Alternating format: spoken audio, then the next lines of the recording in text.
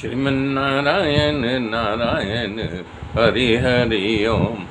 श्रीमन्नारायण नारायण हरि हरि ओम। श्रीमन्नारायण नारायण हरि हरि ओम। श्रीमन्नारायण नारायण हरि हरि ओम।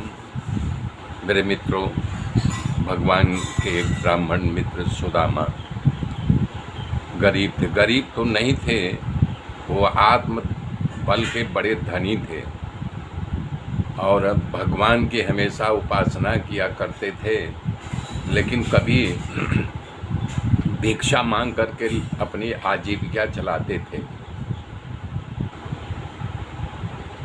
ऐसा हाल था कि अगर भरपेट पति खा ले तो बच्चे को खिलाना कम पड़ता था, या बच्चे को भरपेट खिला दे तो सुशीला उनके पत्नी का नाम था, वो बेचारी भूखी रह जाती थी, पानी पी करके सो जाती थी, लेकिन दुराग्रह नहीं करती थी।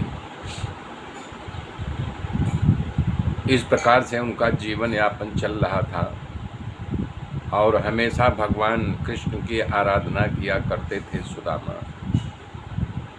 एक दिन की बात है कि एक महात्मा भिक्षा मांगने आए तो सुशीला अंदर गई, कुछ नहीं था। वो आ करके बोले, मैं भिक्षा में आपको प्रणाम कर रही हूँ। तो बोले, बताओ सुदामा, तुम्हारे पति द्वारिका वाले के मित्र हैं, तो उनको द्वारिका क्यों नहीं भेज देती? मैंने सुना है कि वो ब्राह्मणों के बड़े रक्षक हैं, अकिंचन के देने वाले वही है, दाता हैं। सुशीला इस बात को सुन करके प्रसन्न हो गई। जब भिक्षा मांग करके आए सुदामा जी तो बड़ी प्रसन्न दिखाई दे रही थी।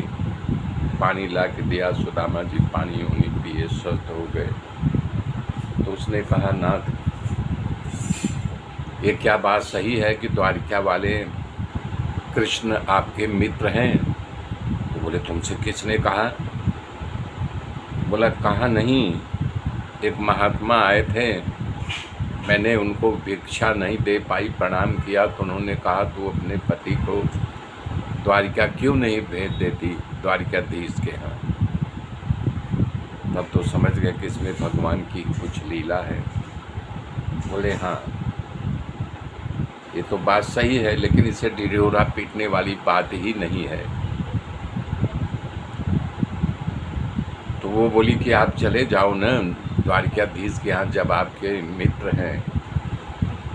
तो बोले कि जाने में कोई परहेज नहीं है, लेकिन मैं कैसे जाऊं खाली हाथ? इतने बड़े आदमी द्वारिकाधीश राजाधिराज हैं, और मैं जो लाता हूं खाने भर के लिए नहीं होता है। कभी तुम भूखे, कभी मैं भूखे, जैसे तैसे हमारी जीविका चल रही है।